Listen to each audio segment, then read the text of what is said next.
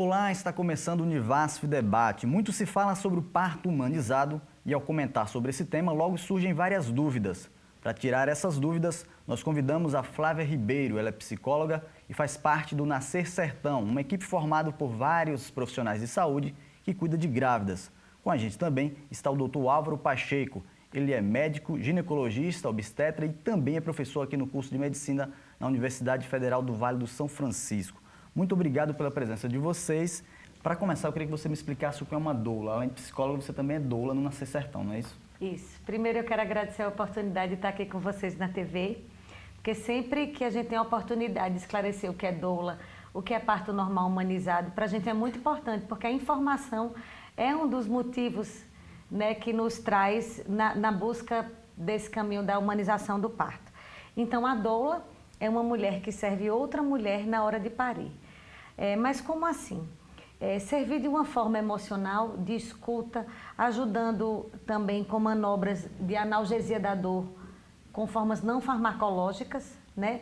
E escutando e estando lá. Antigamente, esse era um dos ofícios mais antigos das mulheres, que eram mulheres que já tinham parido e que ajudavam outra na hora de parir, ajudando na casa, pegando uma água quente, pondo nas costas, conversando, dando aquela palavra de incentivo: você vai conseguir, você nasceu para isso, você é mulher, você sabe parir. Então a doula vem para o cenário do parto com esse papel. A doula não é parteira, a doula não tem responsabilidade técnica e é muito importante que a gente deixe isso frisado. E aí as pessoas ficam: mas e aí, o que é que essa pessoa vai fazer lá? Geralmente, depois que as mulheres parem, entendem muito bem o papel da doula, que em muitos momentos é quem não sai do lado da parturiente em todo o processo do trabalho de parto, que pode durar 5, 6, 18, 20 horas, né, Álvaro? Então, a doula é essa mulher que vai estar realmente do lado da... E não exclui o papel do acompanhante, ou do companheiro, ou da mãe dessa parturiente, porque é uma mulher que já passou pela experiência, que tem também hoje... Eu fiz um curso de formação de doula, não precisa ter uma formação acadêmica, né? Não é porque eu sou psicóloga que eu sou doula.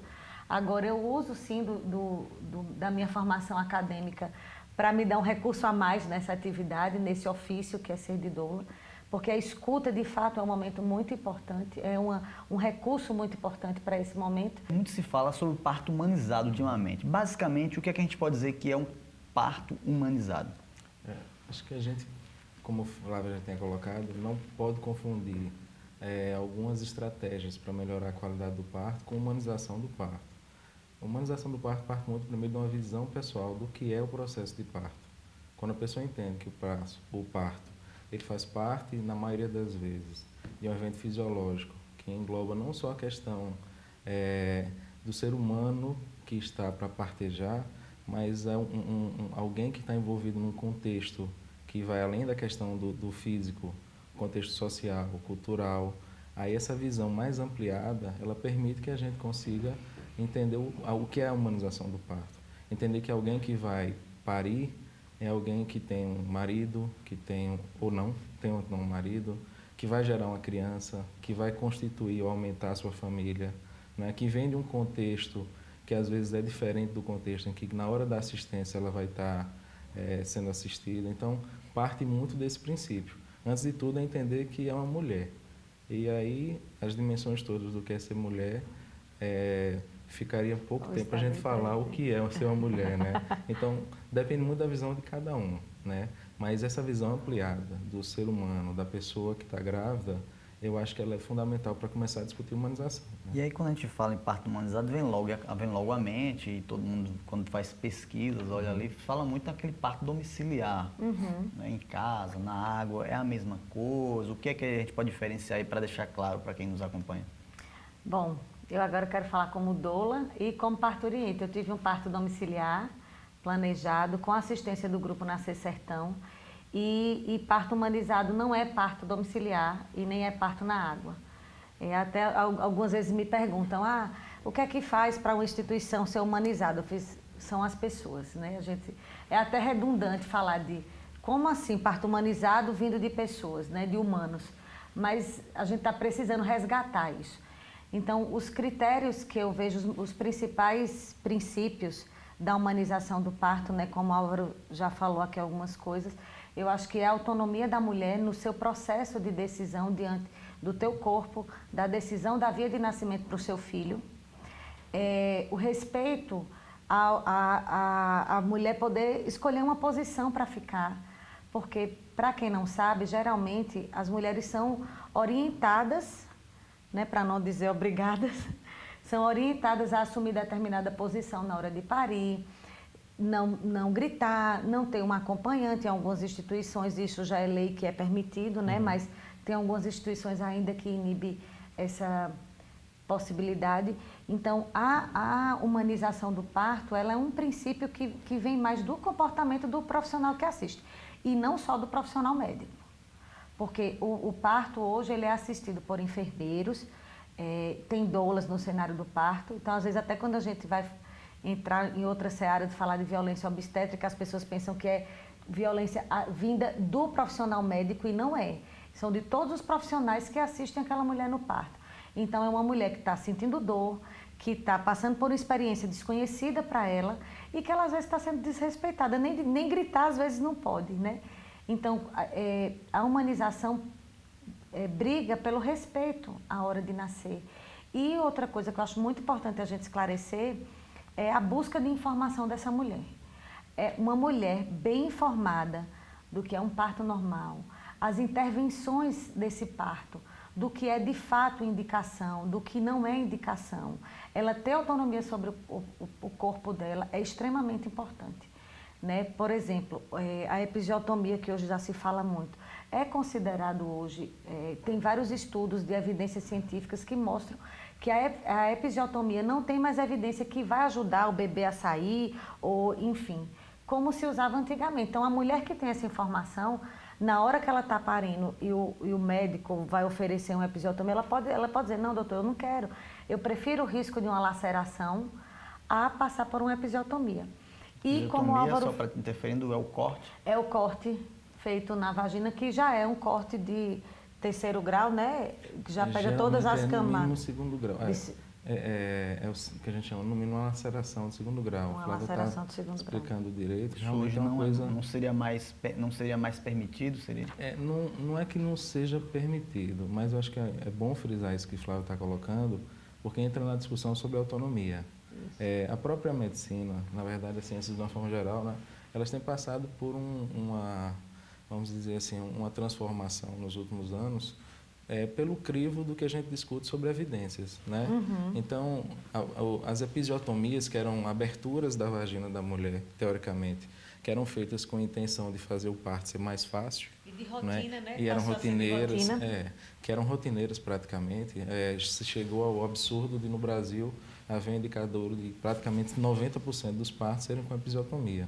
Isso tudo foi baseado em impressões. Então, profissionais que tinham um certo respaldo, gabarito na época, diziam assim: olha, na minha prática, eu faço episiotomia. Então, os outros olhavam e diziam: poxa, se doutor fulano, que é a grande referência, faz, eu vou passar a fazer igual.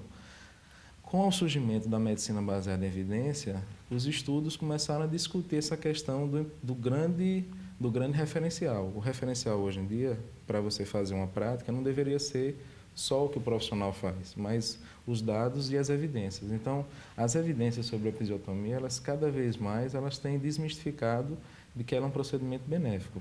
Apesar de que a OMS, que é a Organização Mundial de Saúde, ainda coloca uma possibilidade de haver uma incidência pequena de episiotomia, bem distante do que se falava antigamente, que eram os 90%, né, que a gente fazia em praticamente todo mundo. Então, a gente precisa discutir isso, né? Se a pessoa entende que essa evidência não é forte, isso na hora da discussão, da construção do processo de trabalho de parto, inclusive com o casal, hoje se fala muito no plano de parto, né, que deveria ser uma prática utilizada, das pessoas programarem como é que vão ser as intervenções durante o parto com o profissional que vai assistir, né, ou a equipe que vai assistir.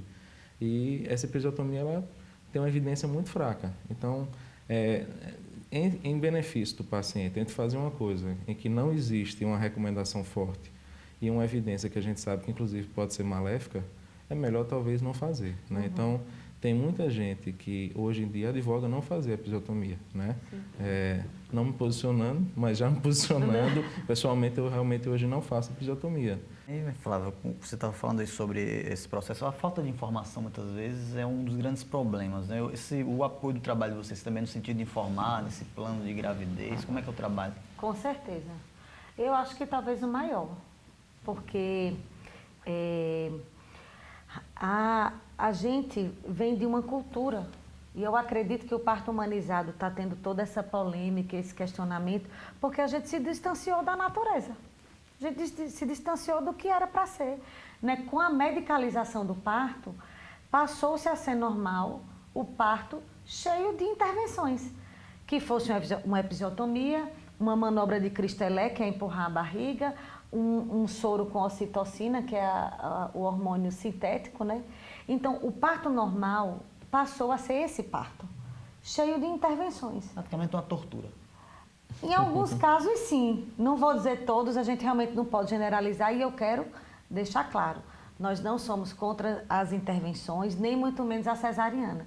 A gente só luta hoje para que as pessoas estejam bem informadas e que esses recursos sejam usados com uma melhor indicação e não de rotina, apenas porque faço, sem ter uma necessidade mais real.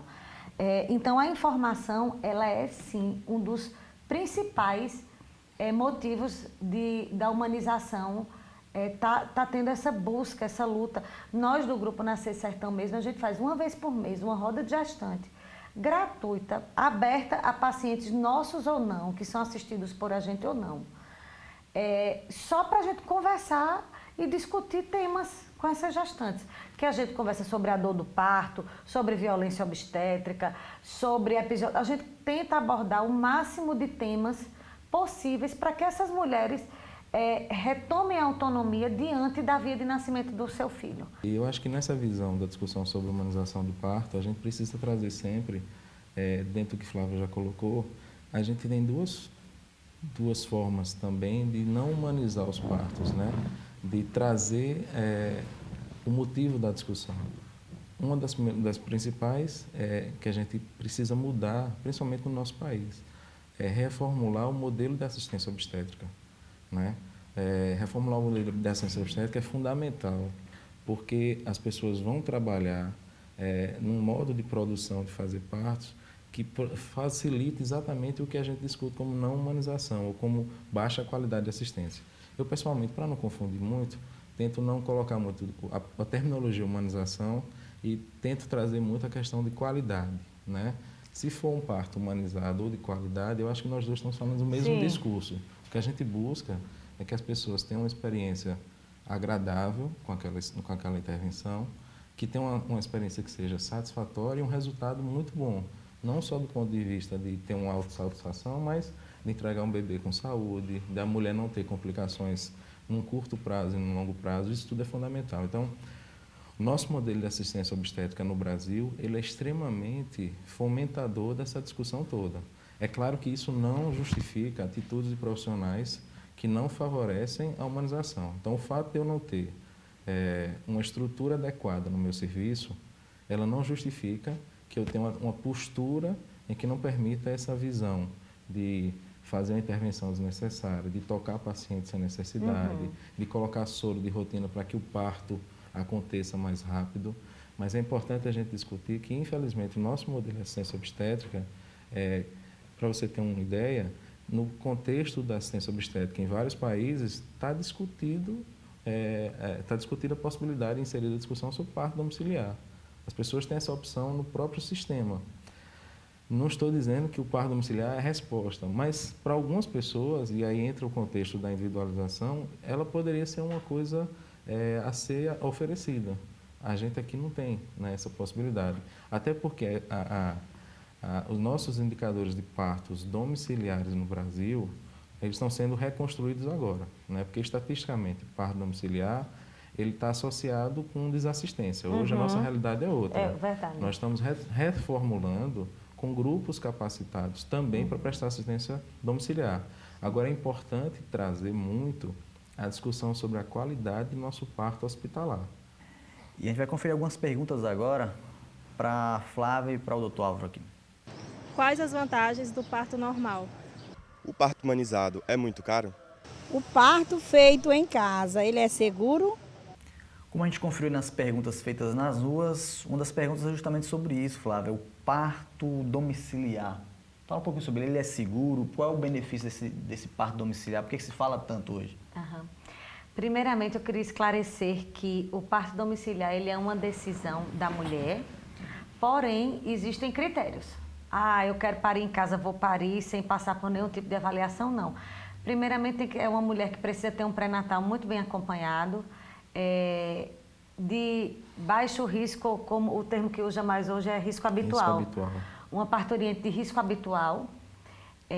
E tem critérios que passe por um pré-natal realmente sem intercorrência, que sugira que no dia do parto possa ser um pouco mais provável que ela tenha algum tipo de intercorrência, porque intercorrências elas podem acontecer mesmo a paciente vindo de um pré-natal bem acompanhada e sem intercorrência nenhuma. Mas esse é um dos critérios, além do desejo da mulher e de quem vai acompanhá-la, né, para a decisão do parto domiciliar.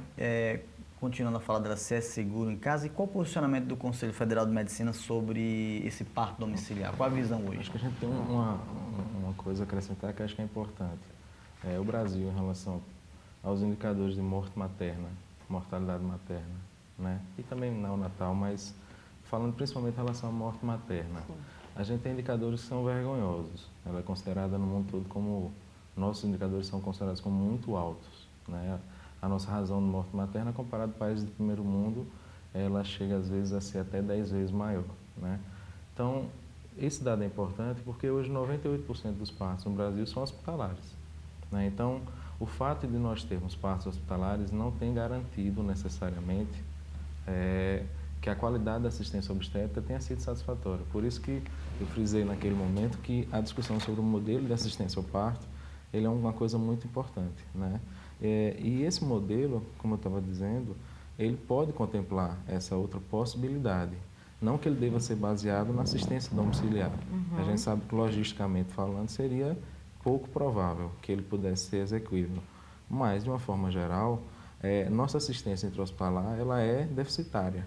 Então, o Conselho, não só o Conselho, de uma forma geral, as federações de ginecologia e obstetrícia, elas se posicionam de que essa qualidade da assistência do parto, inclusive intra-hospitalar, ela deve ser realmente reformulada, deve ser melhorada de uma forma sistemática. É claro que existem, às vezes, posicionamentos de algumas pessoas que podem ser mais conservadores ou menos conservadores. O que a gente discute sempre hoje é tentar trazer as evidências e contextualizá-las para a nossa realidade. Eu não posso trazer, por exemplo, uma evidência americana e dizer que ter um parto intradomiciliar no ambiente em que eu tenho uma estrutura adequada, eu posso reproduzir isso em qualquer lugar do Brasil. Porque a gente tem uma experiência particularizada aqui, a gente tem grupo preparado, capacitado, para dar qualidade àquela assistência intradomiciliar. Então, isso é uma coisa que a gente precisa trazer. No fundo, o que a gente discute talvez a gente esteja desvalorizando o processo, e aí vem toda aquela discussão sobre o contexto que a gente fala, né? Até quando que vale a vida de uma mulher, de uma família que está naquele momento sendo assistida, e a gente está achando que está economizando e isso vai ser uma coisa suficiente, e no final das contas esse valor realmente ele está realmente sendo representado. Eu acho que não tem preço. Eu acho que também Não tem deveria. uma questão de prioridades mesmo, né? Tem mulheres mesmo que contrataram a gente como equipe e deixaram de fazer determinada coisa, de ter o quarto mais caro do bebê do mundo, que às vezes nem usa, né? Quem tem filho sabe disso hoje. A gente prepara um quarto todo cheio de coisa e às vezes realmente não usa aquilo tudo, né? Que foi passando a se tornar necessidade social. Tem que ter tal coisa nos quartos do bebê, tem que fazer e-book assim. Enfim, eu acho que é uma questão de prioridade. Uma das perguntas dos entrevistados, te interrompendo rapidinho antes que eu esqueça, é sobre o parto normal cesárea. Qual a orientação de vocês no grupo sobre esse parto? Qual o melhor para a paciente? Como é que vocês conversam com o paciente sobre essa orientação sobre o parto normal? Para a gente realmente não tem comparação no sentido de ser melhor, a pessoa estando bem, como a gente já falou, o parto normal, ele Tecnicamente, Álvaro pode explicar melhor, mas emocionalmente a gente considera o parto normal um ritual de passagem para a maternidade. E que a mulher está ativa nesse processo dessa transformação, desse bebê que vai chegar. Então, é um processo em que a mulher está, de fato, junto, se transformando, né? Agora eu falo até mais como psicóloga. Eu vejo a diferença hoje, não, em absoluto, gente, não faz diferença da mãe que uma mulher vai ser por ter parido normal ou teve um bebê de cesárea. Eu não estou falando da mãe que essa mulher vai se tornar. Isso realmente não tem diferença. Vamos ser mães, independente da via de nascimento do nosso filho. Para mim, para minha experiência, parir foi uma experiência para mim como mulher, de transformação pessoal. E sim também de vinculação com o meu filho, né, a recuperação. Existem situações em que o parto normal ele pode trazer algumas consequências, tanto para a mãe quanto para o bebê. Então, por exemplo, existe uma situação específica em que a placenta, que é aquele órgão que nutre o bebê, ele vai estar no canal do parto. Então, para sair do útero, o bebê vai ter que rasgar quem está alimentando ele. Então, aquilo ali é uma catástrofe. Ele vai sangrar, quer dizer, a mãe sangra, pode morrer, né? E aí a gente indicaria uma cesárea no caso feito esse. Existem situações em que o parto prolapso de cordão, né? Prolapso de cordão, que se a gente, o cordão se exterioriza, então se ficar muito tempo exteriorizado, comprimido pela cabeça do bebê, o bebê vai morrer, né? Existem situações em que o bebê já tem sinais de que já está sofrendo, né, na barriga. Tem uma avaliação que a gente faz que não está muito boa, então a ausculta começa a mostrar sinais de alteração. Algumas coisas podem sinalizar que, pesando o risco e o benefício, o parto cesariano seja uma opção. O que a gente não pode é trazer isso como uma realidade, ou trazer para a normalidade, porque hoje em dia a gente sabe que a maioria dos partos no Brasil são cesarianos. A circular do cordão, que é quando o bebê às vezes tem o cordão amarrado no pescoço, ela pode estar presente em praticamente 30% dos bebês, quando nascem, né? Eu mesmo sou José, sou Álvaro José Correia Pacheco, né? Sou José porque como nordestino que nasceu com circular do cordão, a gente recebe o nome de José. E graças a Deus estou vivo, né? Sim. E 30% dos bebês nascem com circular do cordão. E aquela circular de pescoço, ela não necessariamente ela vai levar um bebê ao óbito. Ao contrário, senão 30% dos bebês iam morrer, né? O que a gente sabe é que a circular por si só, ela não é indicação de cesárea, primeiro pela frequência, segundo, às vezes a circular pode não ser no pescoço, ela pode ser, por exemplo, no braço, na perna, né? Então, ter circular não quer dizer nada. E ainda tem outro dado, às vezes o bebê está circular e ele mexe. A partir do momento que ele mexe, ela pode se mobilizar. Porque então, o cordão não é um cordão grosso e duro que, né? Então a gente tem que ter essa diferenciação. E primeiro, não tem por que estar colocando até nos laudos que tem uma circular para não ficar causando medo a algumas pessoas que ainda acham que circular do cordão seria indicação de cesárea. Então é um ponto que a gente precisa discutir essas indicações que são mitos, né, de justificativa para cesárea, como essa, por exemplo. Tocando num ponto da questão do tempo que eu acho que é fundamental e trazendo associação sobre o que a gente fala sobre a forma do parto ser assistido, a estruturação brasileira de assistir aos partos. Uma coisa bem óbvia é que se a gente compara o modelo SUS, né, de assistir aos partos, ou os partos no SUS no Brasil, e a incidência de partos normais é bem maior do que no sistema privado. Sim. Isso por conta de disponibilização de tempo, né? Geralmente no SUS, com o surgimento das maternidades, os médicos vão estar de plantão, vão estar disponíveis, as equipes vão estar, né, na verdade, não só o médico, não vou... Então, maternidade Juazeiro, por exemplo, hoje você tem médico de plantão, ginecologista, obstetra, tem pediatra de plantão, tem anestesista de plantão, tem enfermeira obstetra de plantão, tem equipe de técnicos no plantão, e essas pessoas que estão no plantão, elas vão se disponibilizar para dar assistência ao parto. Eu acho que ainda deve estar perto desses indicadores, mas eu acho que o índice de cesarianas na maternidade Juazeiro é perto de 25%, é 20% a 25%, o que é um indicador, considerando a média brasileira, que é acima de 50%, é excelente. E se a gente for comparar com o modelo de sistema privado, a maioria das maternidades daqui privadas tem um indicador de parto cesariano que é acima de 95%. Ou seja, praticamente todos os partos são cesarianos. O que é que muda, né? Ou, antes de dizer o que é que muda, a minha pergunta é, por que não muda isso, né? A gente não tem mudado isso porque até hoje os órgãos que deveriam intervir para fazer essas mudanças têm feito intervenções que são inócuas, estão fingindo que estão tentando resolver o problema. Você me perguntou, você conversou há pouco se é caro. Existe, tem que ter um investimento, né? Mas por que os serviços privados, por exemplo, não dispõem, agora a gente já tem algumas exceções, mas não dispõem de plantões, de equipes de obstetrícia, né? Então os médicos, pela questão que Flávia disse, às vezes, se quiserem ter uma vida, né?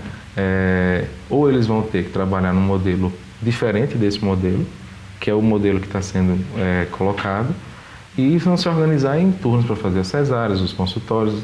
Então, assim, eu acho que a gente precisa discutir também isso, essa forma de se organizar dos serviços privados. O tema é muito bom e rende bastante, mas o nosso tempo está chegando ao finalzinho e a gente tem que encerrar. Mas vou deixar o espaço para vocês, para as considerações finais, começando a Flávia, agradecendo a sua participação com a gente e espero vir trazer você aqui outras vezes também. Eu vou adorar estar aqui outras vezes. Muito obrigada pela oportunidade mesmo. Acho que é um tema que precisa ser conversado, a gente precisa quebrar um pouco os paradigmas e ouvir as possibilidades, conhecer.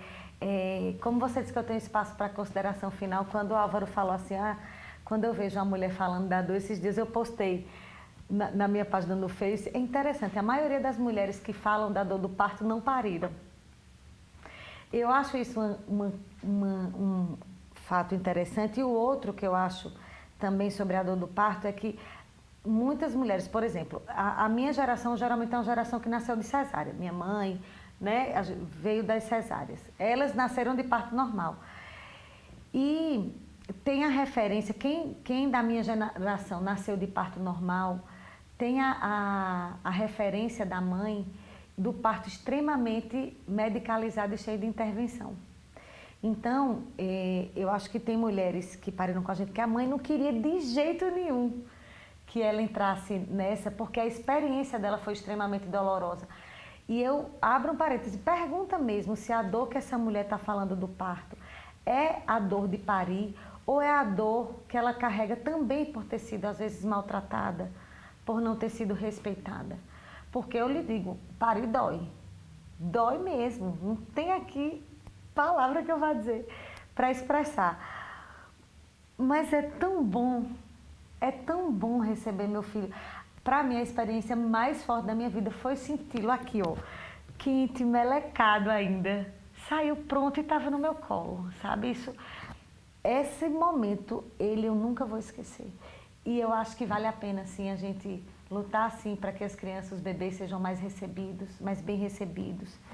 Que também os bebês só passem por intervenções, porque hoje também tem uma prática de intervenção nos bebês que acabam de nascer, às vezes não tão necessárias assim. Que isso também é outra conversa. E respeitar o dia desses bebês nascerem, eles sabem o dia de nascer. Acho que se eu pudesse pedir alguma coisa, mesmo para quem não quer falar de parto normal e optar pela cesárea, conversa com o teu médico, diz, doutor, deixa pelo menos eu entrar em trabalho de parto, porque esse é o grande sinal que o seu bebê está pronto para nascer, que o pulmãozinho dele está bom, que é o dia dele chegar para esse mundo aqui fora. E muito obrigada pela oportunidade.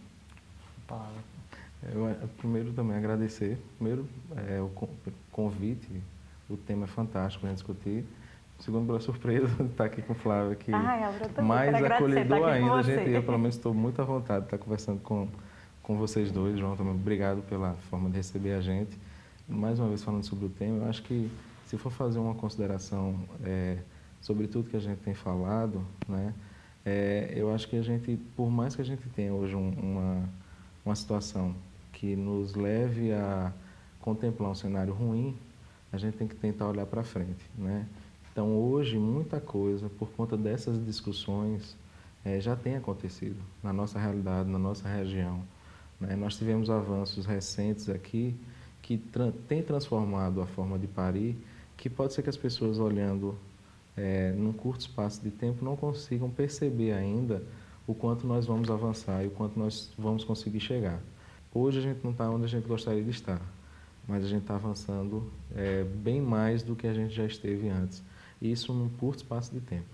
Ok, muito obrigado pela presença de vocês. Espero que a gente tenha mais oportunidade de discutir o assunto E gostaria de agradecer a você que nos acompanha. O Univasf Debate vai ficando por aqui. A gente se vê aí no próximo Univasf Debate.